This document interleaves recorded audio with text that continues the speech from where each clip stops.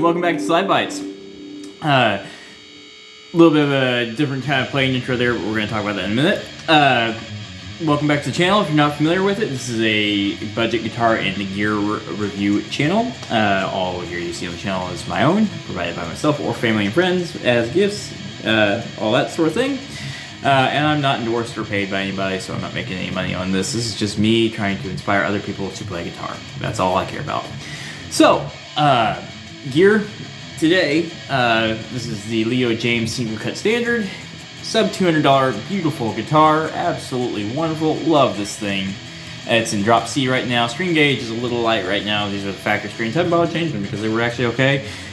I'm gonna probably put something heavier on there, this is in drop C, so needs something a little bit bigger. So, you know, today, last week we talked about buying your first electric guitar, first 6-string electric guitar. And, you know, I'm surrounded here, I got a 5-watt tube amp back here behind me, and the wonderful Boss Katana 50, and below that my 2x12 120-watt monster of an amplifier that is the Acoustic Lead Series G120 DSP, that is just an excellent amplifier. The cool thing, you know, for all that gear I have, you know, with all the 50-watt amplifier, 5-watt tube amp, and the 120-watt amplifier, we were actually playing through this 3-watt NUX Lite PT with its like 2 or 3-inch speaker. There's a reason for that. So yeah, last week we talked about buying your first 6-string electric guitar. This week we're going to talk about buying your first electric guitar amp. And just like last week, there's 3 main points. This week we're going to discuss your budget, your inspiration, and your tone/feature set that you're going to be looking for. So when you first start getting into it, once you have your electric guitar purchased, your first consideration, probably right after, you know, aside from your strings and your extra strings, your tuners, your cables, your gig bag, your stands, all that stuff, guitar's not a cheap thing to get into. There's an investment there, and there's some great, you know, guitar packs that come with a lot of cool stuff. It may even come with your first amp. That's how I got mine, and my first amp, and gig bag, and strap was a Squire kit. And if that's where you start, great, you know, awesome. But when you're buying it individually, or if you're you know, you're not liking that little amp that came in the kit, let's talk about it. So you can actually get pretty far on something small like this. This is, you know, a $50. It's usually close to 100. I got it on sale. This is a 3-watt amplifier that sounded really good in that intro. You probably, if you didn't know, you probably would have thought it was, you know, could have been the Katana. If you knew, you know what to listen for. But if you didn't, you know, it could have been the Boss Katana 50-watt with a 12-inch speaker. It could have been my 2x12 amplifier down there. It could have been my 2 amp. If you don't know, you don't know, right? I've actually used this little thing for a lot of recording, and believe it or not, these are my channels I built. You can control this with your phone or on the panel in there.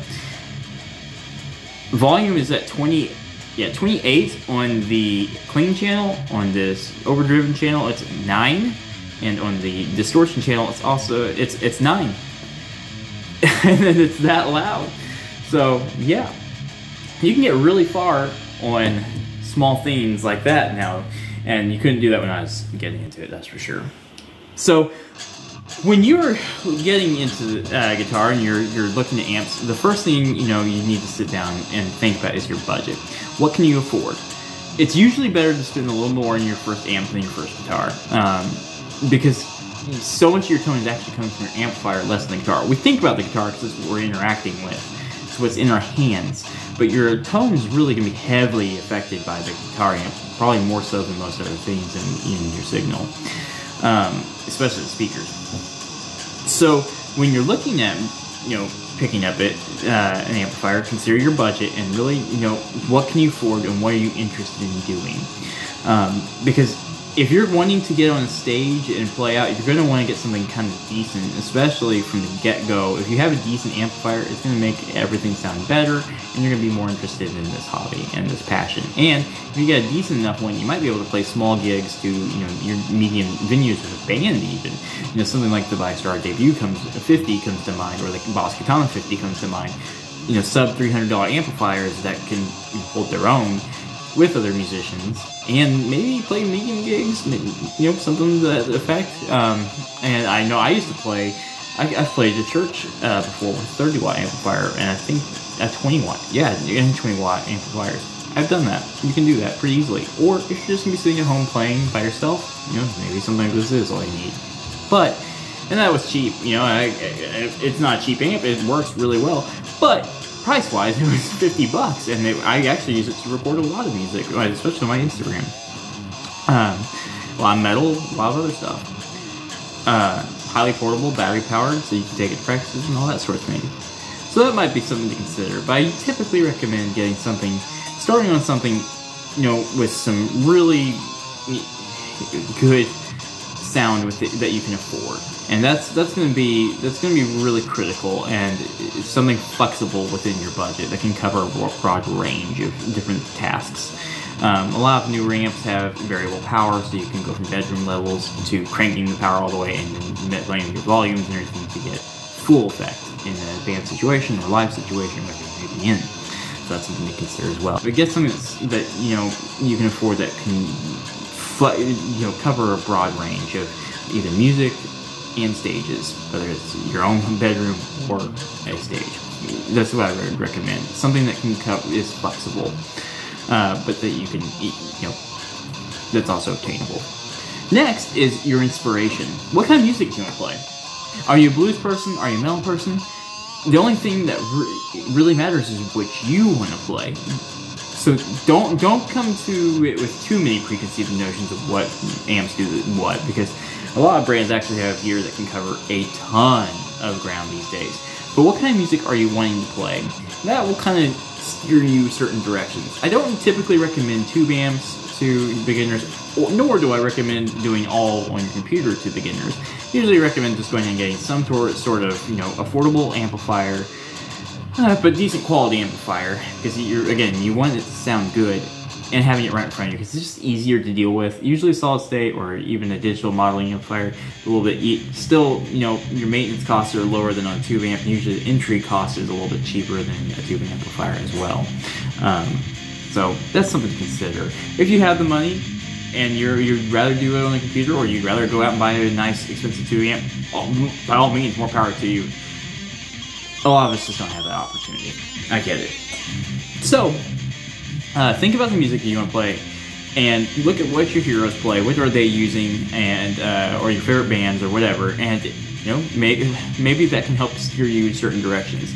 I guarantee you a lot of your favorite bands will probably use all kinds of different gear though. And that brings up the last point.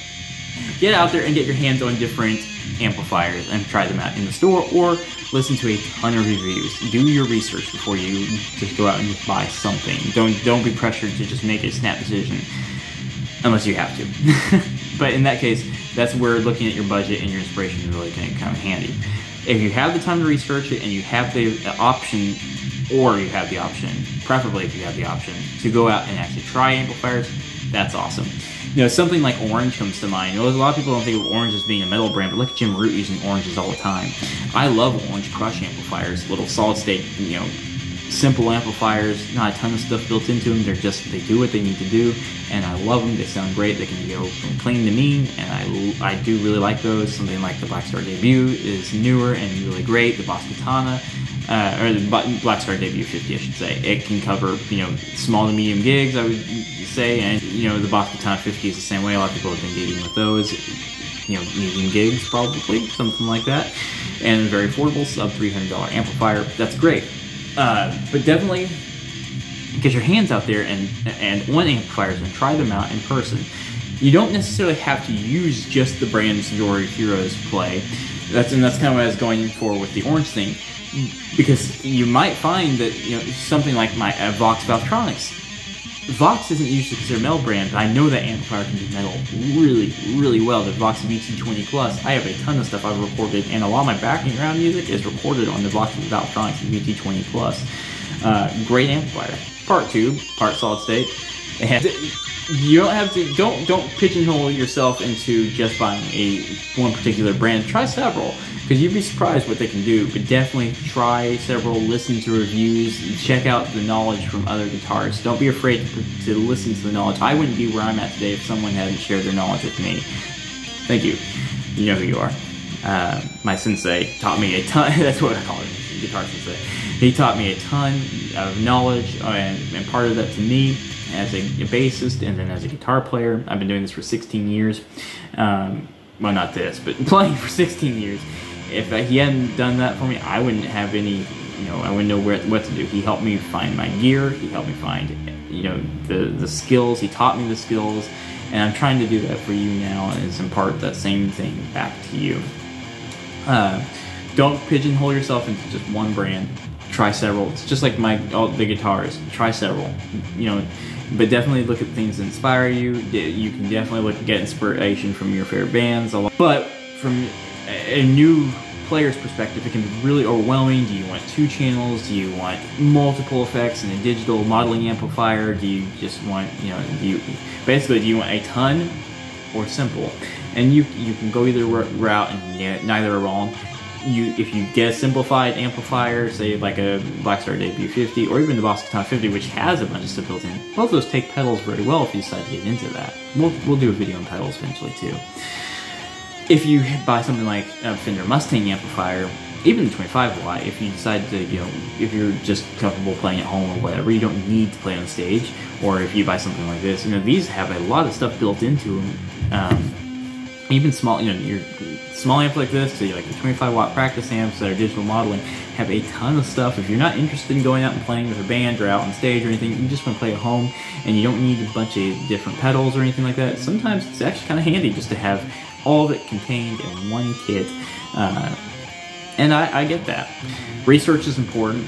Definitely do a lot of research. That's what I'm trying to help you with right here, right now.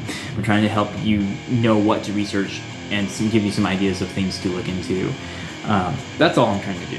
I'm not, like I said before, I'm not making money on this. This is all about just helping people find the gear to get started on. So again, find your budget. Typically better to spend a little more on your guitar amp than your guitar, if need be. If you think you're gonna, especially if you're gonna be, you know, someone that wants to get up on stage, play with a band and everything else, that's gonna be important. You know, something around 50 watts will usually help you play with a band. At least be able to practice with them, and or some friends or whatever, and be heard still. And there's a lot of sub $300 options, and you know, and if you're not interested in playing with them, with a band, you can still, you know, get a decent amp. Even small amps, this is usually around $100. The Fender LT25s, you know, I think Marshall has Code 50 is somewhere in that price range. The Blackstar Debut, Blackstar ID Core, you have the Boss Katana 50. All those are great amplifiers. You know, sub $300, a lot of them. So, you know, that's a good starting point to look at. And also, those can be anything gig worthy amplifiers. The Boss Katana series has, you know, small headphone style like headphones and everything else up. So it just depends on what you're going to do and what your level of interest in this is going to be. So shop within your budget. Check out the music you like, think about the music you like, see if, and once you have an idea of what music you like, the brands that those people are using, then you can use that information to kind of know what to try out and to do more fine-tuned research either with your hands in the store or online. So yeah, budget, inspiration, and your tone/feature set. That's what we're going to call that. So, guys, thank you so much for watching. I appreciate all of you who keep coming back and checking out SlydeBytes. It means the world to me that you guys are here. Again, I just hope somebody out here that will pick up guitar from these. That's all I want. Please like and subscribe if you feel like I've earned it, because that is going to help this channel grow and reach more people. That's really all I'm interested in, is just trying to get more people into guitar.